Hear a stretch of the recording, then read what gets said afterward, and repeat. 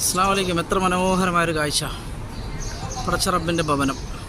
ഇവിടെ അബി ഖുബൈസ് പർവ്വതം. ഇത് സഫയുടെ പർവ്വതമുള്ള ഇടം. ഇതുപോലെ ഇങ്ങോട്ട് പോയി കഴിഞ്ഞാൽ കുറേ കാര്യങ്ങൾ നമുക്ക് കാണാനുണ്ട് കേട്ടോ. ഇത്ര മനോഹരമായിട്ടുള്ളൊരു കാഴ്ച. അള്ളാഹു അനുഗ്രഹിക്കട്ടെ.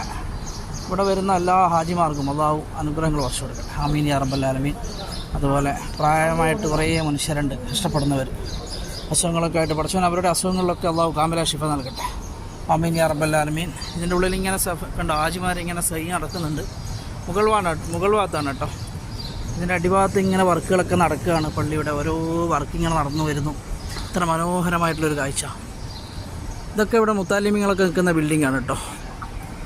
എന്തായാലും ഇന്നത്തെ ഈ പ്രഭാതം അള്ളാഹു അനുഗ്രഹീതമായൊരു പ്രഭാതമാക്കി അള്ളാഹു മാറ്റി തരട്ടെ എല്ലാവർക്കും.